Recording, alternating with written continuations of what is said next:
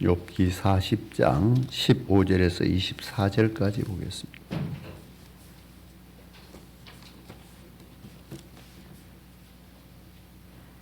욥기 40장 15절에서 24절까지 봉독합니다. 이제 소같이 풀을 먹는 배의 못을 볼지어다. 내가 너를 지은 것 같이 그것도 지었느니라.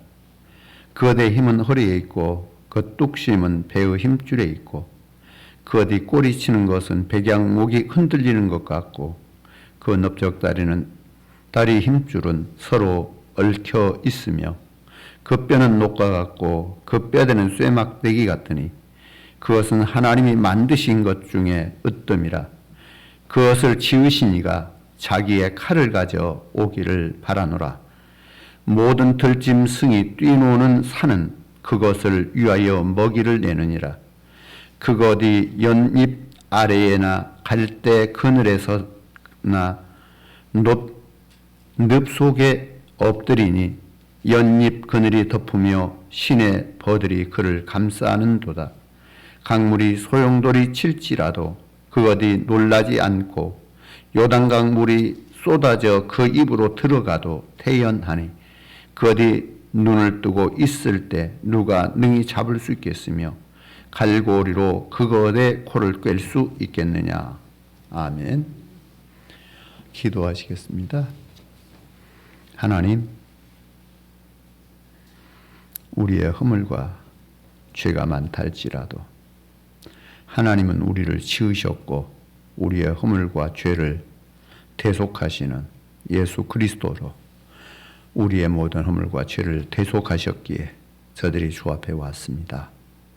주님, 저들을 정결하게 하옵소서, 깨끗하게 하옵소서.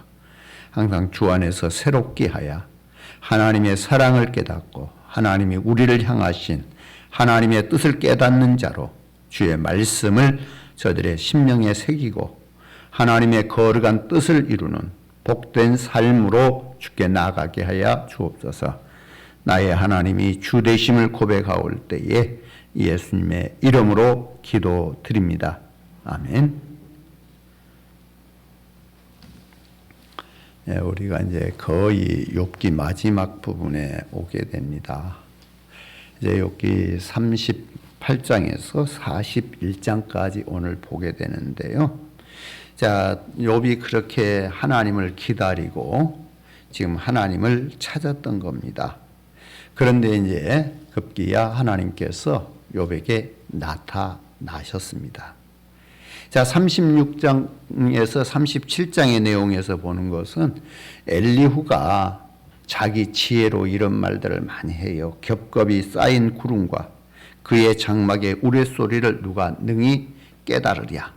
하나님은 높으시니 우리가 그를 알 수 없고 그의 횟수를 헤아릴 수 없다라고 이렇게 주장하면서 비, 구름, 천둥, 번개, 눈, 폭풍, 바람, 추위와 얼음, 빛, 막 수많은 자연 현상들을 장황하게 늘어놓으면서 지금 욥에게 말하는 것을 보게 됩니다. 어찌 보면은 그렇게 늘어놓으면서 욥을 정죄하고 욥을 갖다가 어떻게 무시하고 막 이러한 일들을 행했던 거예요. 그때에 하나님께서 나타나신 겁니다. 자, 엘리후가 자신을 지혜를 자랑하면서 욥을 정죄하고 있을 때 하나님께서 지금 나타나신 거예요. 어찌 보면은 연소했던 엘리후가 어찌 보면은 연로한 욥을 저주하고 지금 있을 그때에 하나님이 나타나신 겁니다. 전능자를 우리가 찾을 수 없나니 참 엘리후가 사람은 도저히 하나님을 찾을 수 없으며 하나님께 나갈 수도 없고 또한 하나님의 대답을 들을 수도 없다라고 이렇게 말하는 그때에 하나님께서 나타나셔서 지금 그 현장 속에 오신 것을 우리가 보게 됩니다. 자, 그곳에 욥의 세 친구도 있고 엘리후도 있었습니다. 그러나 하나님께서는 그곳에 오셔서 그들에게 말하지 않고 욥에게 말씀하시는 그러한 모습을 우리가 보게 됩니다. 자, 하나님께서 폭풍우 가운데에서 욥에게 말씀하시는 거예요. 폭풍의 창조자, 폭풍을 일으키고 폭풍을 다스리시는 하나님께서 그 폭풍 가운데에서 직접 욥에게 말씀하시기 시작하는 겁니다. 무지한 말로 생각을 어둡게 하는 자가 누구냐? 이렇게 지금 말씀하신 거예요. 무지한 말로 생각을 어둡게 하는 자가 누구냐? 자, 욥은 어찌하여라고 하나님 앞에 항변을 했지요. 그런데 하나님께서는 누구냐라고 하는 말로 욥에게 응답하시는 것을 보게 되는 거죠. 자, 하나님께서는 욥과 그의 친구들이 무지한 말로 하나님의 섭리, 하나님의 경륜, 하나님의 지혜를 잘못 이해하고 잘못 주장했다라고 하면서 책망하는 말이 무지한 말로 생각을 어둡게 하는 자가 누구냐라고 하는 말로 참 너희들이 하나님의 섭리에 대해서 경륜에 대해서 지혜에 대해서 너희가 알지 못하면서 지금 그렇게 말했다라고 하는 거예요. 자, 그러면서 3절에서 욥에게 하나님은 그래요. 허리를 묶고 이 표현을 썼어요. 이렇게 허리를 묶고서 단단히 이렇게 각오하고 이런 이야기를 쓰죠.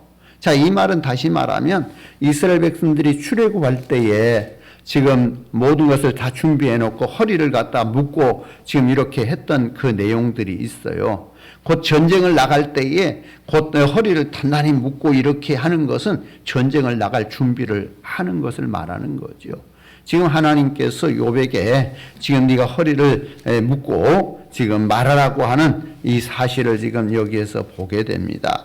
너는 대장구처럼 허리를 묶고 내가 네게 묻는 것을 대답할지니라. 자, 이렇게 하나님께서 마음 단단히 묶고 내게 대답해 봐라 하고 지금 이렇게 말씀하는 것을 보게 되는 겁니다.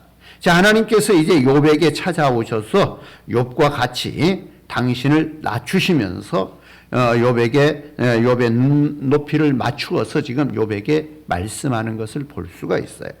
자, 그런데 놀랍게도 하나님께서 욥이 그렇게도 궁금해했던 그런 질문들에 대해서는 한마디도 대답하지 않아요. 욥이 갖다 그렇게 정말 하나님 앞에 질문하고 싶었던 욥의 그 어떤 이야기에 대해서는 한마디도 대답하지 않는 것을 보게 됩니다. 자, 욥에게 왜 그런 큰 재앙을 허락하셨는지, 욥이 왜 까닭 없이 그 고통을 겪어야 했는지, 고난의 이유에 대해서 전혀 하나님은 설명하지 않습니다. 자, 욥을 위로하지도 않습니다. 참 욥기 1장 2장에서 그 나누셨던 사탄과의 천상회의에 대해서도 한마디도 말하지 않는 겁니다. 욥이 궁금해하는 것에 대해서 전혀 말하지 않는 거예요. 대신에 하나님께서는 욥에게 질문을 하셔요. 71의 질문을 해요. 계속 네가 보았느냐 아느냐 막 이렇게 계속 질문하는, 자, 어떻게 보면은 욥의 고통과는 전혀 상관없는 참 동문서답과 같은 이러한 질문으로 지금 욥에게 하나님이 말씀하시는 거예요. 자, 하나님께서 하늘과 바다, 별, 번개, 구름, 빛, 땅, 기후, 짐승 곧 거대한 자연을 창조하시고 다스리시면서 먹이시고 입히시는 분이 누구냐라고 욥에게 지금 질문하고 있는 거예요. 까마귀 새끼가 먹을 것이 없어서 부르짖으며 허우적거릴 때에 그것을 위하여 먹이를 마련하는 이가 누군지 지금 물어보는 겁니다. 자, 누가 사람 없는 땅에 비를 내리며 황무하고 황폐한 토지를 촉촉히 적시느냐라고 하나님이 묻습니다. 자, 이 질문을 하시면서 하나님은 욥에게 이렇게 말씀하셔요. 네가 아마도 알리라. 네가 그때에 태어났으리니 너희 횟수가 많음이니라. 자, 이는 어떻게 보면 반어법적이죠. 지금 욥이 나이를 얼마 먹었으면 하나님의 창조 때에 있어서 그것을 봤겠어요. 근데 네가 나이가 많으니까 내가 창조할 때 네 다 봤을 것이다. 이렇게 지금 말을 하는 말씀하시는 이런 모습을 보게 됩니다. 하나님께서 왜 이렇게 동문서답과 같은 질문을 욥에게 계속 하고 계실까? 왜 욥이 전혀 대답할 수 없는 질문을 하고 계실까? 그 거대한 그 자연을 운행하시면서 돌보시는 하나님께서 왜 욥 너를 돌보지 않겠느냐라고 하는 그 뜻을 볼 수가 있어요. 그러니까 이 자연의 모든 이것을 하나님이 다 싣고 돌보고 섭리하고 계신다. 그런 하나님이 욥 너를 돌보지 않겠느냐? 지금 이러한 말씀을 하시고자 지금 이렇게 말씀하시는 것을 보게 되는 거예요.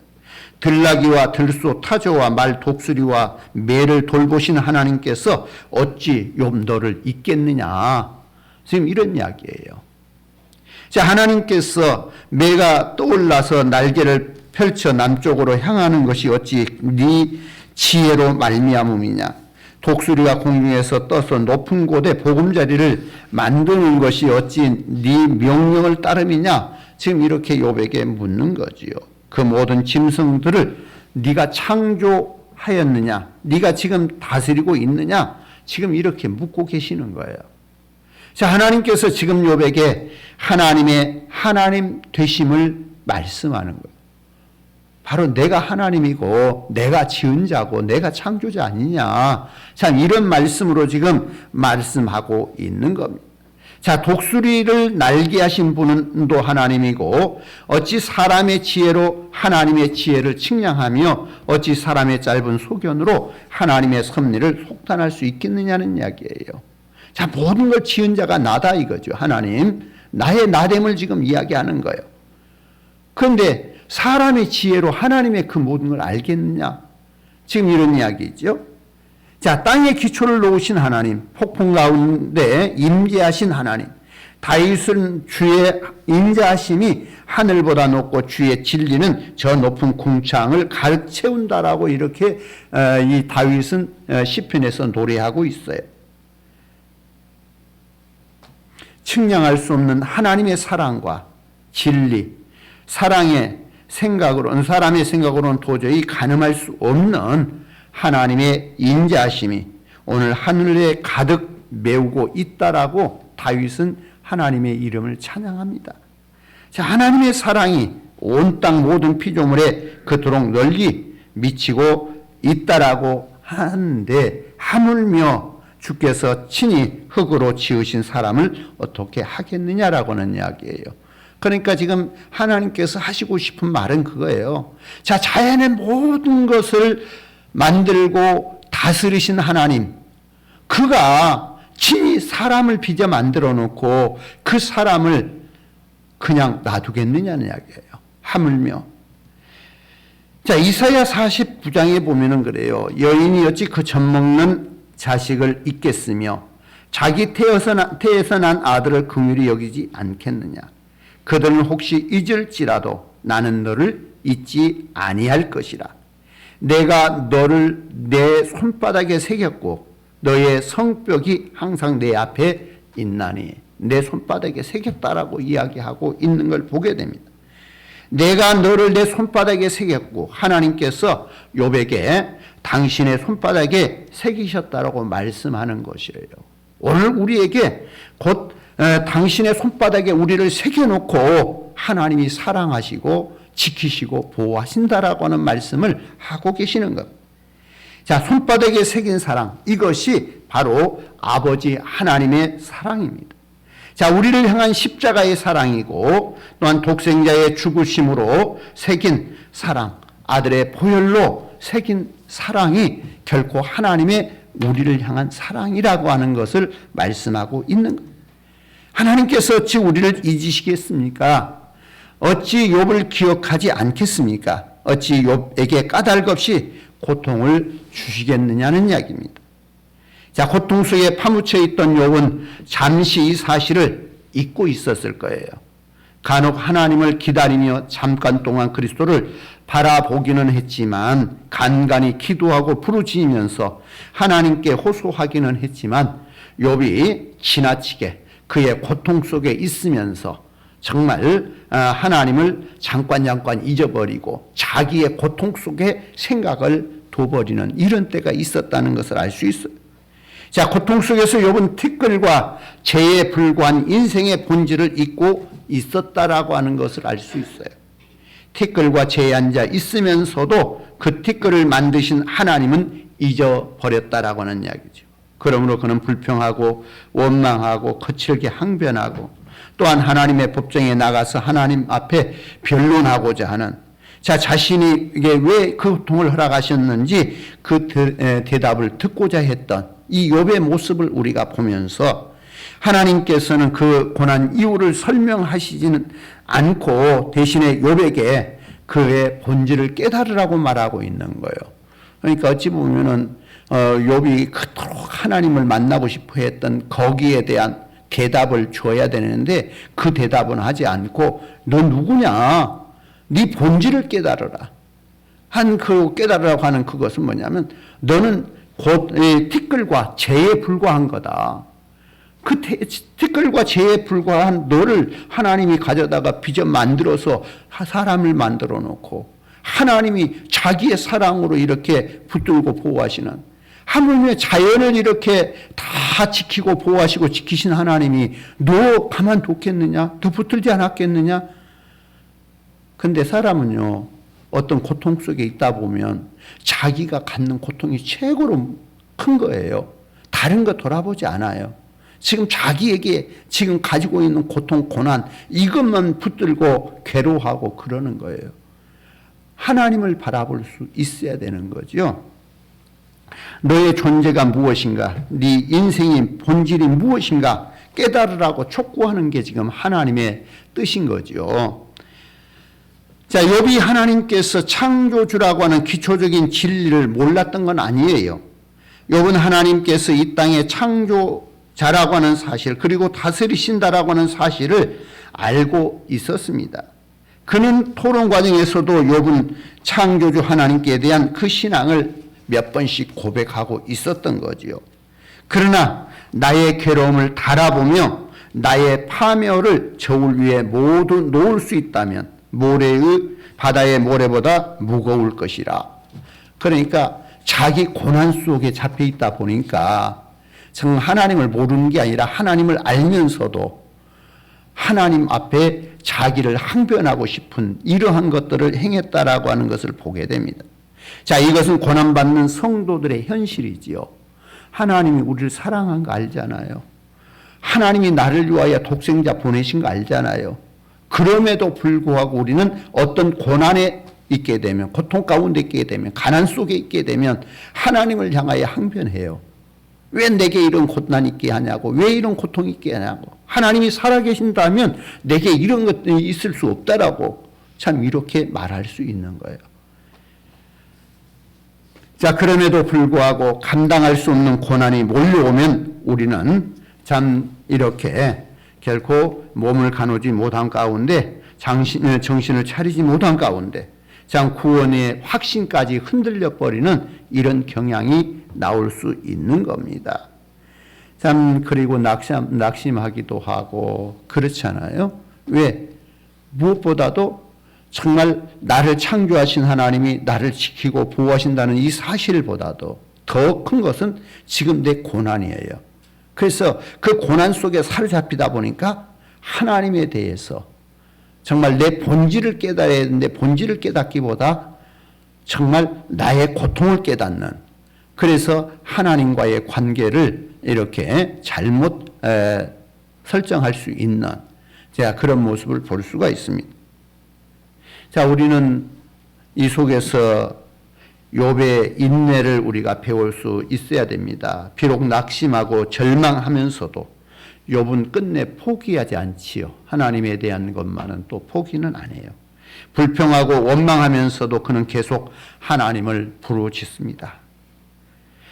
또 친구들의 정죄와 저주, 이웃들의 멸시와 조롱 속에서도 그는 끝내 그리스도를 바라보는 거죠. 주님을 바라보는 거예요. 참 그 신앙만은 우리가 기억해야 될 것입니다. 자, 하나님께서 오늘 우리 성도들이 우리 존재의 본질을 깨닫기를 원하신다라고 하는 것. 하나님은 우리에게 너 누구냐 묻는 것처럼 내 본질을 깨달아야 돼. 나는 뭐예요? 먼지에 불과하고 재에 불과해요. 그러나 하나님이 나를 지었어요. 나를 하나님의 삼으셨어요. 그렇다면 나는 그 하나님 안에서 우리는 어떤 환경 속에서도 하나님의 은혜를 깨닫고 하나님이 지키시고 붙드심을 깨닫고 하나님 안에 거할 수 있는 삶으로 우리가 나가야 됩니다. 자, 티끌과 재에 불과한 인생의 본질을 깨닫고 우리를 손수 빚은 곧 창조주 하나님 그를 바라보는 것, 하나님이 이것을 원하는 거예요. 자, 눈을 들어 우리가 산을 보아라. 자, 우리의 눈을 들어서 저 높은 산을 친히 창조하신 하나님을 바라보는, 그래서 정말 하나님의 역사를 우리가 깨닫는 그 뜻대로 살아야 되겠죠. 마태복음에 보면 그래요. 참새 2마리가 하나 쌀은에 팔리는 것이 아니냐. 그러나 너희 아버지께서 허락하지 아니하시면 그 하나도 땅에 떨어지지 아니하느니라. 너희에게는 머리털까지 다 세신 바 되었나니 두려워하지 말라. 너희는 많은 참새보다 귀하니라. 하나님이 우리를 머리털까지 다 세고 계신다. 하나님이 우리를 돌보시는 것을 아셔야 돼요. 참새보다도 귀한 우리, 정말 모든 피조물을 다 주고도 바꿀 수 없는 우리, 하나님이 귀히 여기신다는 사실을 아셔야 되겠지요. 하나님은 친히 손바닥에 새기고 계신다라고 이야기하고 있어요. 정말 예수 그리스도를 십자가에 죽이기까지 하시면서 우리를 사랑하심으로 구원하시고자 하는 하나님의 그 사랑을 우리가 알 수 있어야 됩니다. 오늘 우리는 그 주님을 바라볼 수 있다면, 십자가의 주님을 바라볼 수 있다면, 십자가의 손바닥에 새긴 그 사랑을 되새길 수 있다면 우리는 어떤 환경 속에서도 낙담하지 않고 낙심하지 않을 것입니다. 자, 하나님께서 복음 가운데 임재하셔서 그 인생의 본질을 직접 깨우치사 욥을 놀라게 하시는 겁니다. 이제 하나님께서 욥에게 대답을 요구하십니다.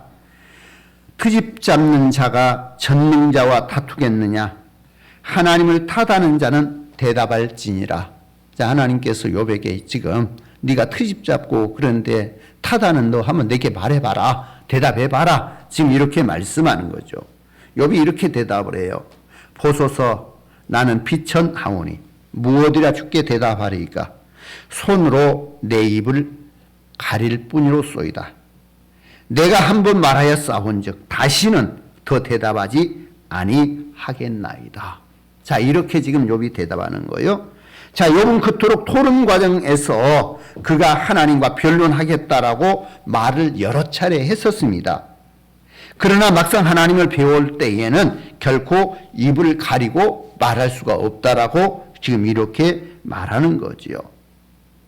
어찌 보면은 사람이 참 자기가 지혜롭다고 수없이 자기를 갖다 변호하고 말을 하지만 어찌 보면은 때로 경솔한 말들이에요.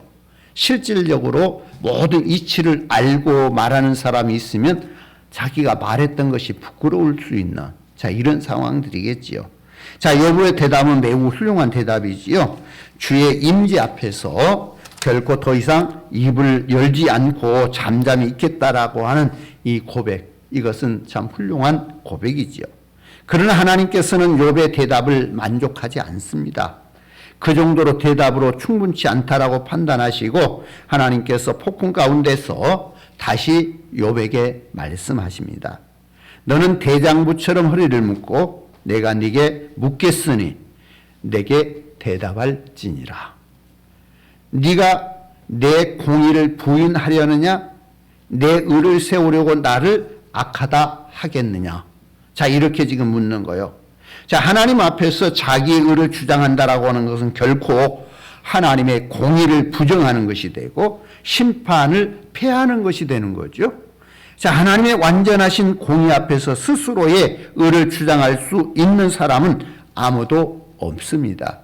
하나님이 세운 그 하나님이 내린 판단, 이것을 사람이 뭘로 부정하고 하나님 앞에 대항할 수 있겠느냐는 이야기입니다. 자, 욥은 하나님의 주권을 알고 있었고 또한 하나님의 의에 대해서 이렇게 알고 있었습니다.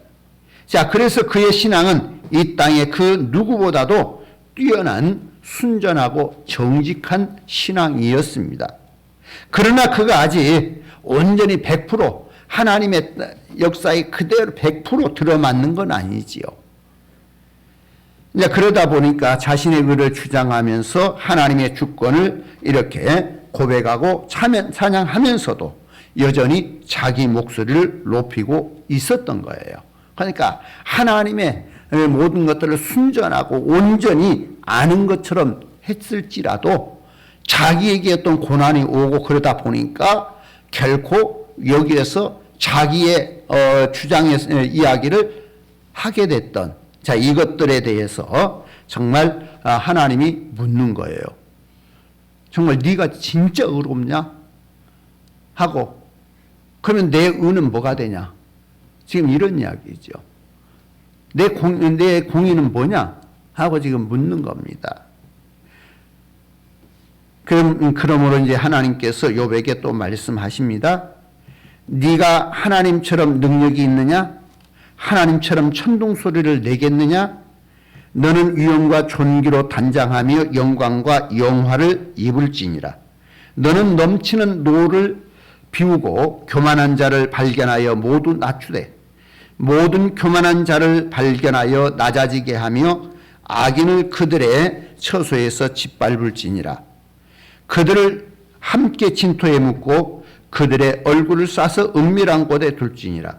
그리하면 네 오른손이 너를 구원할 수 있다고 내가 인정하리라.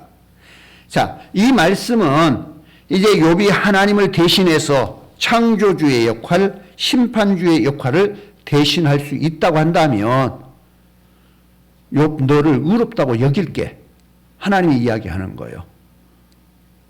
그러니까 창조주의 역사, 심판주의 역사, 자, 하나님이 하신 일이거든요. 근데 네가 그것을 할 수 있다면 내가 너를 그렇게 의롭다고 여길게, 이렇게 지금 말씀하시는 거죠. 자, 욥이 어떻게 하나님을 대신할 수 있겠습니까? 욥이 어떻게 전능자가 될 수 있겠습니까?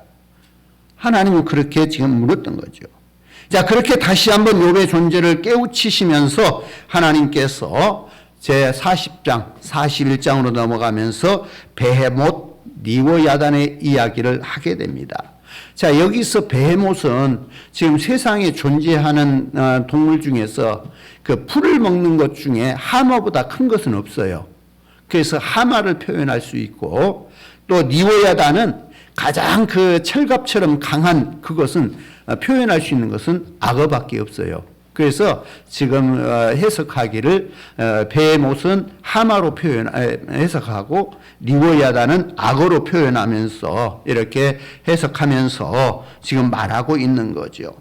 참으로 그것을 하나님이 지었고 하나님이 그것들을 먹이고 하나님이 그것을 지키신다라고 하는 거죠. 자, 하나님께서 베헤못을 지을 같이 욥을 지었다고 말씀하시는 겁니다. 비록 베헤못이나 니오야단이 엄청난 힘을 가진 거대한 짐승이긴 하지만 하나님께서 그것들보다도 욥을 더 훨씬 소중하게 여기신다라고 하는 이 사실을 말씀하는 거예요. 자, 하나님의 창조의 세계 한복판에서 니오야단이 아니라 하나님께서 손수 빚어 만드신 욥이 있기 때문에, 우리 성도들이 있기 때문에 하나님의 관심은 오늘 우리에게 집중되어 있다는 것을 말하는 겁니다. 그러니까 하나님이 여기서 베헤못이나 니오야단을 이야기하는 것은 그것들을 말하려고 하는 게 아니라, 그것이 세상 속에 가장 힘있고 능력 있는 것 같지만 하나님은 욥 너에게 관심이 있다, 지금 이런 말씀을 쓰고 있는 거예요. 내가 베헤못을 주관하고 다스린다면 어찌하여 욥 너를 다스리며 돌보지 않겠느냐. 너는 어찌하여 너를 지으신 또 돌보시는 하나님의 섭리, 하나님의 이치, 하나님의 마음을 그렇게 깨닫지 못하느냐 하고 지금 하나님이 말씀하시는 거예요. 이 말은 우리가 들으면 뭔 말이에요? 너가 왜 내 마음을 그렇게도 모르냐? 내가 너를 사랑하고 있고 내가 너를 위하여 관심을 갖고 있는데 너는 왜 나를 모르느냐? 이렇게 이야기하는 거죠. 근데 바울 사도는 이 말씀을 인용해 가지고 이런 말씀을 해요. 깊도다 하나님의 지혜와 지식의 풍성함이여 그의 판단은 헤아리지 못할 것이며 그의 길은 찾지 못할 거리로다. 누가 주의 마음을 알았느냐? 누가 그의 모사가 되었느냐? 누가 주께 먼저 드려서 갚으심을 받겠느냐. 이는 만물이 주에게서 나오고 주로 말미암고 주에게로 돌아감이라. 그에게 영광이 세세에 있을지어다. 바울 사도는 이렇게 하나님의 이름을 찬양을 합니다. 자, 우리도 바울 사도와 같이 하나님을 깨닫고 하나님을 찬양할 수 있는 삶을 살아야 돼요. 하나님이 나를 향하신 그 사랑을 깨닫는다면 우리는 마음껏 하나님을 찬양할 수 있어요. 폭풍 가운데 임재하신 하나님은 여호와 하나님으로 욥에게 말씀을 합니다. 여호와 하나님이란 말은 나는 스스로 있는 자다. 그리고 스스로 있는 자가 너를 지었다. 뭐 이런 표현들이죠. 창조주 하나님께는 지금 자신의 힘으로는 도저히 스스로 존재할 수 없는 피조물 욥 너에게 나타나셔서 당신의 영광을 보이고 계신다는 거예요. 내가 여호와다. 이 말은 나는 스스로 있는 하나님이다. 내가 창조자인데 내 창조해가 너에게 친히 나타내서 지금 말씀하고 있다. 자, 이렇게 표현하는 거예요. 자, 하나님의 임재 앞에서 욥은 아무 말도 할 수 없었습니다. 그리고 철저하게 회개할 수밖에 없었던 겁니다. 그는 회개하는 하나님 앞에서 자신의 본질이 티끌과 죄에 불과했다라고는 사실을 깨닫는 거죠. 그래서 티끌을 창조하신 여호와 스스로 계신 하나님 앞에서 그의 티끌됨, 피조물됨을 이렇게 고백하는 겁니다. 자, 하나님의 임재 앞에서 욥은 더 이상 자신의 고난을 바라보지 않는 거예요. 불평과 원망하지 않습니다. 티끌과 저 같은 자신을 만드신 하나님, 먼지어도 같은 자신을 찾아오신 하나님, 아니 그 고통의 한복판에서 침 삼킬 동안도 놓지 않으시고 그를 붙들고 계신 하나님을 바라보는 겁니다. 폭풍 가운데 찾아오신 하나님, 하나님께서는 욥의 고난을 지켜보고 계셨습니다. 그의 항변을 듣고 계셨습니다. 그리고 마침내 욥을 찾아오셨습니다. 이처럼 하나님은 욥을 사랑하셨습니다. 이 말은 다시 우리에게 표현한다면 우리의 고난의 현장 속에 하나님은 계시고 보시고 계시고 정말 우리에게 말씀하고 계시고 그런다라고는 사실을 우리는 아셔야 됩니다. 그러나 한 가지 우리가 아는 것은 주께서 우리의 고통 가운데 지켜보고 계시고 고통하고 있는 우리 인생 한복판에 함께 계시면서 당신의 손바닥에 나를 새겨놓고 사랑함으로 지키신다라고 하는 것을 우리는 아셔야 됩니다. 욥을 찾아오신 하나님께서 연약한 우리 인생에게도 친히 찾아오십니다.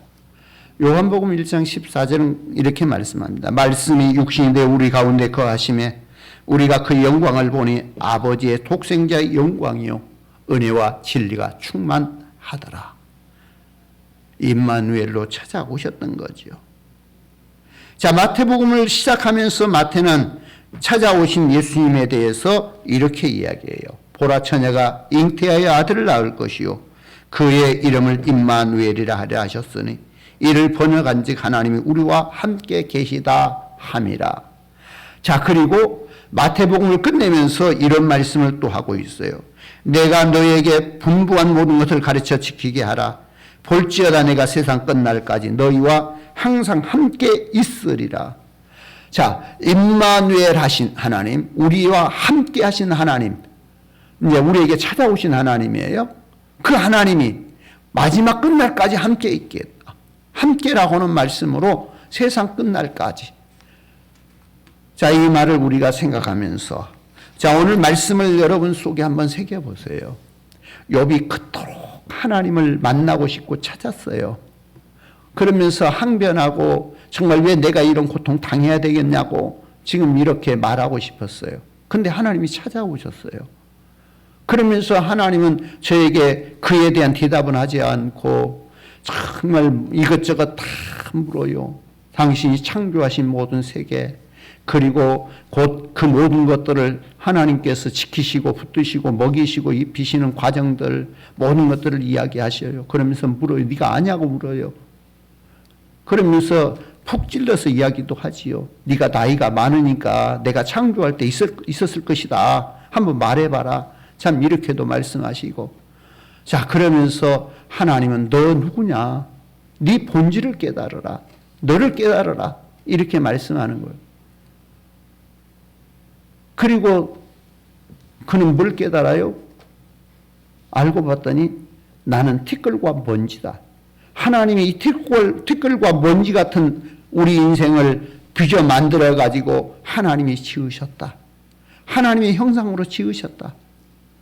그러면 이 모든 자연의 어떤 것도 하나님이 다 지키고 붙들고 계시는데 특별하게 만든도 그냥 지나칠 것 같냐? 하나님이 지키지 않을 것 같냐? 지금 이렇게 말하고 있는 거예요. 그러면서 너 본질을 깨달으라. 그러면서 하나님은 곧 손바닥에 내가 너를 새기고 이렇게 사랑한다. 이렇게 이야기하고 있어요. 이 말은 다시 우리를 향해서 그렇게 말씀하는 거예요. 하나님은 욥이 고통받는 그 현장에 계셨고, 하나님은 욥이 갖다가 항변하고 싶어하는 그 항변하는 그 속에 하나님이 계셨고 다 듣고 보셨다는 거예요. 자, 이렇게 말씀하고 계시면서 오늘 우리에게 말씀해요. 너 누구냐라고 물어요. 너 누구냐? 오늘 우리는 대답을 해야 돼요. 우리는 누굽니까? 하나님의 창조물이에요. 하나님이 나를 지으셨어요. 참 사람이 말하는 베헤못, 리워야단, 그 힘 있는 것 지으시고 그들에게 먹을 걸 주고 지키시는 하나님이 그것보다도 우리를 더 귀히 여기시고 우리를 하나님이 그냥 지나칠 것 같냐? 그렇지 않다는 거죠. 하나님이 지키신다는 거예요. 우리를 사랑하신다는 거예요. 그러나 사람은 자신의 고통 가운데에서 고통에 너무나 깊이 집착하다 보니까 하나님을 잊어버리는 거죠. 순간순간 하나님을 잊어버려요. 그러나 고통 속에 있을 때에도 하나님은 나와 함께 계시고 나를 지키고 계시고 나를 붙드신다라고 하는 이 사실을 잊지 말자는 겁니다.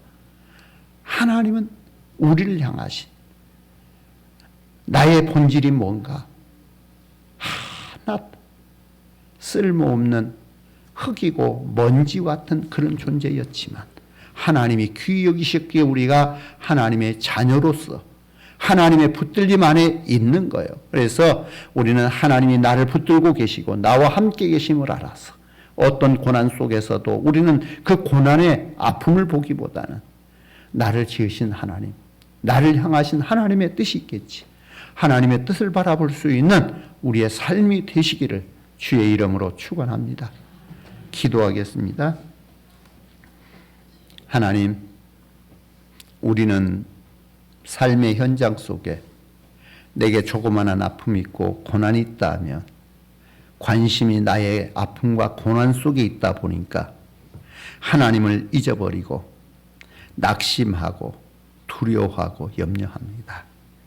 그러나 욥의 고난의 현장 속에 찾아오신 주님은 너 누구냐라고 말씀하시면서 욥으로 하여금 본질을 깨닫게 하시고 그래서 하나님 앞에 결코 그는 자신을 고백하기에 나는 재와 같고 티끌과 같은 존재라고 고백하면서 하나님만이 창조주이고 하나님만이 친히 우리를 사랑하시는 하나님인 것을 고백할 수밖에 없게 하시는 그 하나님을 오늘 저들이 만나게 하시고 깨닫게 하시옵소서. 그리고 입술로 고백하게 하옵소서. 하나님만이 나의 주요, 나를 지으셨습니다. 우리는 티끌과 같은 존재이고 하나 보잘것없는 존재입니다. 그러나 하나님은 우리를 사랑하셨고 하나님은 우리를 구원하셨고 하나님은 우리를 하나님의 영원한 생명 안에 두셨음을 고백합니다. 주여 저들을 붙드시옵소서. 저들을 붙잡으시옵소서. 하나님의 거룩함 가운데 우리를 세워 주시옵소서. 저들 주님 바라보면서 두려워하지 않고 염려하지 않고 담대함으로 세상을 이기며 하나님의 거룩한 뜻을 이룰 수 있도록 복되게 해 주옵소서.